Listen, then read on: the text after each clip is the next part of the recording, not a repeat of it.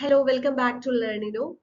So, Engineering Entrepreneurship and IPR Module 2 Competitor Analysis എന്നുള്ള ടോപ്പിക്കാണ് നമ്മൾ ഇന്ന് നോക്കാൻ പോകുന്നത്. സോ കോമ്പറ്റേറ്റർ അനാലിസിസ് എന്ന് പറയുന്നത് ഇപ്പോൾ ഒരു ബിസിനസ് അല്ലെങ്കിൽ ഒരു startup what ever it may be നമ്മുടെ കോമ്പറ്റേറ്റേഴ്സുമായിട്ട് നമ്മൾ ചെയ്യുന്ന കാര്യങ്ങളെ കമ്പയർ ചെയ്യുക, അത് അനലൈസ് ചെയ്യുക എന്നുള്ളതാണ് കോമ്പറ്റേറ്റർ അനാലിസിസ് എന്നുള്ളതുകൊണ്ട് ഉദ്ദേശിക്കുന്നത്.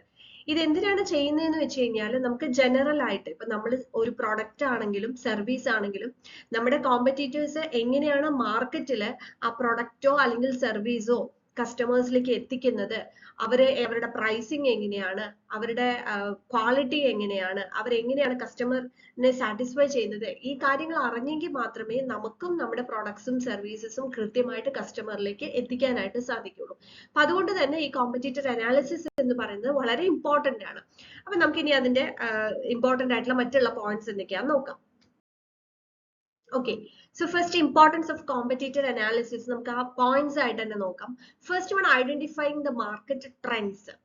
അതായത് നമുക്കറിയാം മാർക്കറ്റ് ട്രെൻഡ് എന്ന് പറയുന്നത് എപ്പോഴും മാറിക്കൊണ്ടിരിക്കുന്നതാണ് അല്ലെ. ഇപ്പൊ നമ്മൾ ഒരു പ്രൊഡക്റ്റ് നമ്മൾ നോക്കി, അല്ലെങ്കിൽ ഇപ്പോ നമുക്ക് ഫോർ എക്സാമ്പിൾ നമ്മളിപ്പോ കോസ്റ്റ്യൂംസ് തന്നെ നോക്കി, ഇപ്പൊ ടെക്സ്റ്റൈൽ ഇൻഡസ്ട്രിയിൽ തന്നെ നോക്കിക്കഴിഞ്ഞാൽ ഒരു കാലത്ത് ഏതെങ്കിലും ഒരു ഡ്രസ്സ് ഒരു ട്രെൻഡ് ആയിരിക്കും, കുറച്ച് കഴിയുമ്പോഴത്തേക്ക് അത് മാറും. അപ്പൊ ആ മാറ്റങ്ങൾക്ക് അനുസരിച്ച് തന്നെ ആയിരിക്കണം പുതിയതായിട്ട് തുടങ്ങുന്ന ബിസിനസ്സുകാർ ചെയ്യേണ്ടത്. അല്ലെങ്കിൽ ഒരു 4 വർഷം മുമ്പുള്ള പ്രൊഡക്റ്റ് അല്ലെങ്കിൽ ആ ഒരു ഡിസൈൻ, ആ ഒരു ട്രെൻഡ് ഇപ്പോഴും അത് നമ്മൾ പോയി കഴിഞ്ഞു കഴിഞ്ഞാൽ പുതിയ പുതിയ കസ്റ്റമേഴ്സിലേക്ക് അത് എത്താനായിട്ട് സാധിക്കില്ല.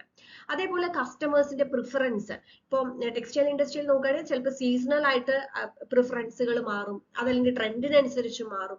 പുതിയ ചില മൂവീസ് ഒക്കെ വരുമ്പോൾ അതിനനുസരിച്ചിട്ട് മാറും. അപ്പൊ അങ്ങനെ കസ്റ്റമർ പ്രിഫറൻസ് ഉണ്ടാവും. അപ്പോൾ അങ്ങനെയുള്ള കാര്യങ്ങൾ എങ്ങനെയാണ് നമ്മളുടെ കോമ്പറ്റീറ്റേഴ്സ് അല്ലെങ്കിൽ മാർക്കറ്റിൽ ലീഡ് ചെയ്ത് നിൽക്കുന്ന ആളുകൾ എങ്ങനെ ചെയ്യുന്നു എന്നുള്ളത് മനസ്സിലാക്കി നമുക്ക് മാർക്കറ്റ് ട്രെൻഡ് അറിയാൻ പറ്റും. Then understanding strength and weakness, നമ്മുടെ കോമ്പറ്റീറ്റേഴ്സിന്റെ സ്ട്രെങ്ത് എന്താണെന്നും അവരുടെ വീക്ക്നെസ് എന്താണെന്നും നമ്മൾ അറിയണം. അപ്പോ നമുക്കപ്പോ അവർ ഏതെങ്കിലും ഒരു വീക്ക് പോയിന്റ്, ഇപ്പൊ എത്ര വലിയ ഒരു കമ്പനി ആണെങ്കിലും അല്ലെങ്കിൽ മാർക്കറ്റിൽ എത്ര ലീഡ് ചെയ്യുന്ന ഒരാളാണെങ്കിലും അവർക്കും എന്തെങ്കിലുമൊക്കെ വീക്ക്നെസ് ഉണ്ടായിരിക്കാം. അപ്പൊ അത് മനസ്സിലാക്കി ചിലപ്പോൾ അതിനെ അല്ലെങ്കിൽ അത് ഓവർകം ചെയ്യുന്ന രീതിയിൽ, അല്ലെങ്കിൽ അവർ കൊടുക്കാത്ത ഒരു സർവീസ് ഒക്കെ നമ്മൾ കൊടുത്തു കഴിഞ്ഞാൽ നമ്മൾ പുതിയതായിട്ട് തുടങ്ങുന്ന ബിസിനസ്സിന് പെട്ടെന്ന് ഫ്ലറിഷ് ചെയ്യാനായിട്ട് സാധിക്കും. Okay, then bench marking performance, അതായത് ഇപ്പോ നമ്മുടെ കോമ്പറ്റീറ്റേഴ്സ് എന്തെങ്കിലും ഓഫറിങ്സ് കൊടുക്കുന്നുണ്ട്, ഡിസ്കൗണ്ട് കൊടുക്കുന്നുണ്ട്, അവരേതെങ്കിലും പ്രത്യേക രീതിയിലുള്ള കസ്റ്റമർ സർവീസ്, അവരുടെ പ്രൈസിങ്, ഇതിനെയൊക്കെ നമ്മളുടെ ബിസിനസ്സോ അല്ലെങ്കിൽ നമ്മൾ ചെയ്യുന്ന കാര്യങ്ങളുമായിട്ട് കമ്പയർ ചെയ്ത് അതിന്റെ പെർഫോമൻസ് അനലൈസ് ചെയ്യുക. പിന്നെ നമുക്ക് പുതിയ എന്താണ് അതിനെ ഓവർകം ചെയ്ത് നമുക്ക് ചെയ്യാൻ പറ്റുന്നത് എന്നുള്ളതിനെ കുറിച്ചൊക്കെ പുതിയ സ്ട്രാറ്റജീസ് ഡെവലപ്പ് ചെയ്യുക, അങ്ങനെയുള്ള കാര്യങ്ങൾ. Then identifying opportunities and threats. ഇപ്പം നമുക്ക് ഏതെങ്കിലും നമ്മൾ ചെയ്യുന്ന ഒരു സർവീസ് അല്ലെങ്കിൽ ഒരു പ്രോഡക്റ്റ്, ഇപ്പൊ നമുക്ക് ഒരു കോമ്പറ്റീറ്റർ ഉണ്ടെന്ന് വിചാരിക്കും, കാരണം ഓൾറെഡി മാർക്കറ്റിൽ ആ പ്രോഡക്റ്റ് ഉണ്ട്, പക്ഷേ അവരത് ഭയങ്കര ഓവർ പ്രൈസിങ്ങിലാണ് കൊടുത്തുകൊണ്ടിരിക്കുന്നത് എന്നുണ്ടെങ്കിൽ നമുക്ക് പ്രൈസ് കുറച്ചിട്ടും അതേ ക്വാളിറ്റിയിൽ കൊടുക്കാൻ പറ്റുകയാണെന്നുണ്ടെങ്കിൽ അതൊരു ഓപ്പർച്യൂണിറ്റി ആണത്. ഓക്കെ, അതല്ലെങ്കിൽ അവര് കൊടുക്കുന്ന ഒരു പ്രൊഡക്റ്റിനോ അല്ലെങ്കിൽ സർവീസിനോ എന്തെങ്കിലും ഒരു ഡ്രോബാക്ക് ഉണ്ട്, കസ്റ്റമറിന് നമുക്കത് മനസ്സിലാക്കാൻ പറ്റുകയാണെന്നുണ്ടെങ്കിൽ അത് ഓവർകം ചെയ്തുകൊണ്ട് നമ്മൾ ഒരു പ്രൊഡക്റ്റോ സർവീസോ ചെയ്തു കഴിഞ്ഞാൽ അതും അവിടെ ഒരു ഓപ്പർച്യൂണിറ്റി ആണ്. പിന്നെ എന്താന്ന് വെച്ച് കഴിഞ്ഞാൽ പ്രൈസിങ്ങിൽ എപ്പോഴും നമുക്ക് ശ്രദ്ധിക്കേണ്ട, അതൊരു ത്രെട്ട് ആവാനും സാധ്യതയുണ്ട്. കാരണം നമ്മൾ അഗ്രസീവ് ആയിട്ടുള്ള പ്രൈസിങ് സ്ട്രാറ്റജീസ്, ഇപ്പൊ നമുക്ക് നമ്മുടെ കോമ്പറ്റീറ്റർ വളരെ കുറഞ്ഞൊരു പ്രൈസിലേക്ക് നമ്മൾ കൊടുക്കുന്ന സമയത്ത് അത് പല രീതിയിലും ഇമ്പാക്ട് ചെയ്യാനുള്ള സാധ്യതയൊക്കെ ഉണ്ട്. അപ്പൊ അതിനെക്കുറിച്ചൊക്കെ മനസ്സിലാക്കാൻ നമുക്ക് ഈ കോമ്പറ്റീറ്റർ അനാലിസിസ് വഴി സാധിക്കും.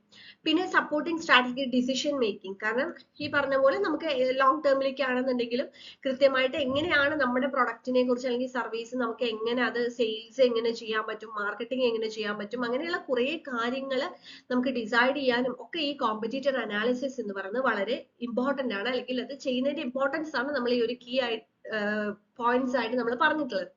ഇനി ഏതൊക്കെ ടൈപ്പിലാണ് കോമ്പറ്റീറ്റേഴ്സ് ഉണ്ടാവുക എന്നുള്ളതാണ്. ടൈപ്സ് ഓഫ് കോമ്പറ്റീറ്റേഴ്സും ഇമ്പോർട്ടന്റ് ആണ്.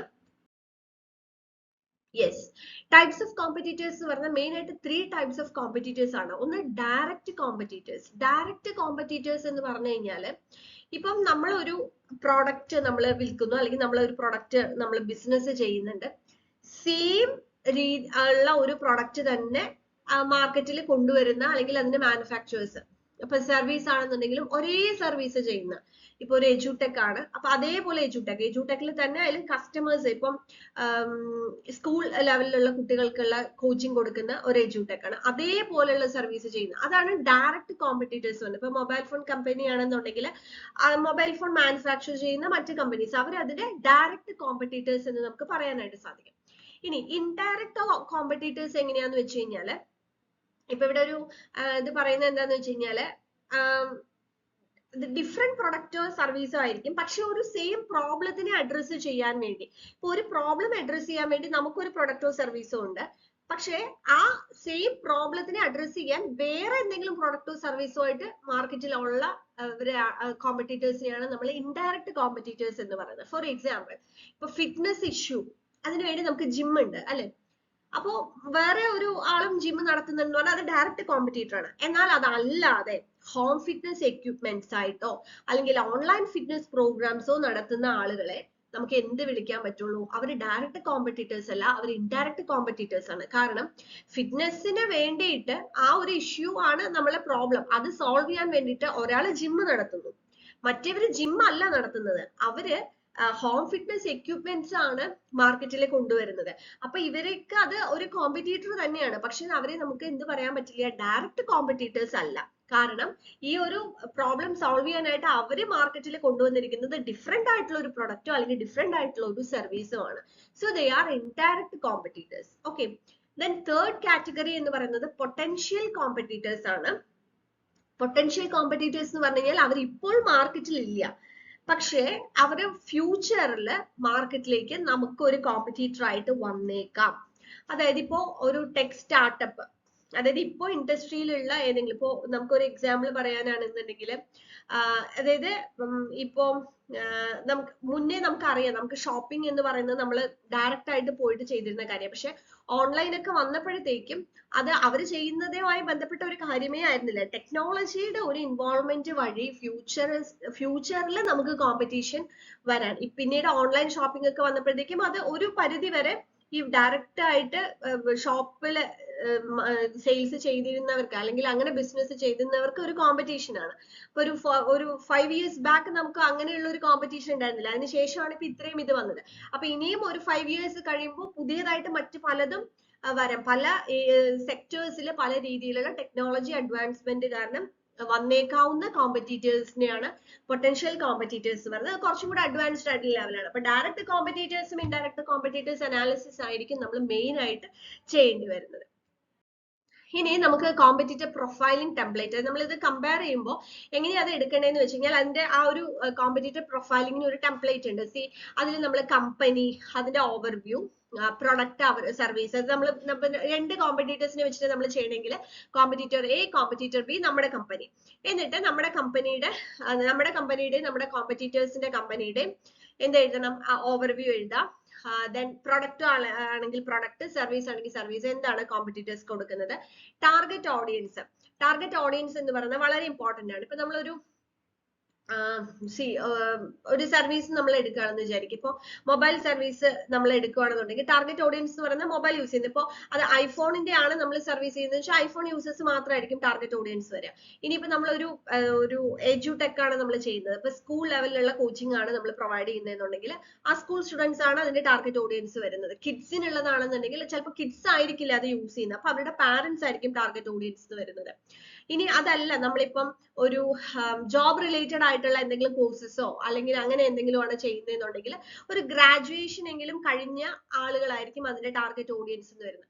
അങ്ങനെ ഓരോ കാര്യത്തിലും നമുക്ക് ടാർഗറ്റ് ഓഡിയൻസ് ഉണ്ട്. ടാർഗറ്റ് ഓഡിയൻസ് ആരാണ് നോക്കാം. പിന്നെ ജിയോഗ്രഫിക് റീച്ച്, അതായത് ഇപ്പം ഏതെങ്കിലും ഒരു പെർട്ടിക്കുലർ ലൊക്കാലിറ്റിയിൽ മാത്രം നടത്തുന്ന ഒരു ബിസിനസ് ആണോ, അല്ലെങ്കിൽ നമുക്കിപ്പോ കേരളത്തിൽ മാത്രം നടത്തുന്ന ഒരു ബിസിനസ് ആണോ, ഇന്ത്യയിൽ ഓവറോൾ നമ്മൾ നടത്തുന്ന ഒരു സർവീസോ അല്ലെങ്കിൽ പ്രൊഡക്റ്റോ നമ്മൾ മാർക്കറ്റ് ചെയ്യുന്നതാണോ, അങ്ങനെ ജോഗ്രഫിക് റീച്ച് എങ്ങനെയാണ്, പ്രൈസിങ് സ്ട്രാറ്റജി എങ്ങനെയാണ് ചെയ്യുന്നത്, പിന്നെ സെയിൽസ് ചാനൽ എങ്ങനെയാണ് ഇവര് സെയിൽസ് നടത്തുന്നത്, സെയിൽസ് പേഴ്സൺ വഴിയാണോ, ഫുള്ളി ഓൺലൈൻ ആയിട്ടാണോ, ഓൺലൈൻ ആയിട്ടും ഓഫ്ലൈൻ ആയിട്ടും ആണോ ചെയ്യുന്നത്, ഡയറക്റ്റ് ആയിട്ടുള്ള ഒരു സെയിൽസ് കാര്യങ്ങളൊക്കെ ഉണ്ടോ, അങ്ങനെയുള്ള കാര്യങ്ങൾ എഴുതാം. പിന്നെ ഓരോ കോമ്പറ്റീറ്റേഴ്സിന്റെയും അതേപോലെ തന്നെ നമ്മുടെയും സ്ട്രെങ്ത് എന്താണ്, വീക്ക്നെസ് എന്താണ്, പിന്നെ കസ്റ്റമർ ഫീഡ്ബാക്ക് എങ്ങനെയാണ് നമ്മുടെ കോമ്പറ്റീറ്റേഴ്സിനെ. ഇപ്പൊ എപ്പോഴും നമുക്ക് ഇപ്പൊ ഓൺലൈൻ ഒക്കെ ആണെന്നുണ്ടെങ്കിൽ നമുക്ക് ആപ്പ് എടുത്ത് നോക്കാം, അല്ലെങ്കിൽ ഇപ്പൊ നമുക്ക് ഗൂഗിൾ റിവ്യൂസ് എടുത്ത് നോക്കാം. നമ്മുടെ കോമ്പറ്റീറ്റേഴ്സിന്റെ ഗൂഗിൾ റിവ്യൂ നമുക്ക് എടുത്ത് നോക്കാവുന്നതാണ്.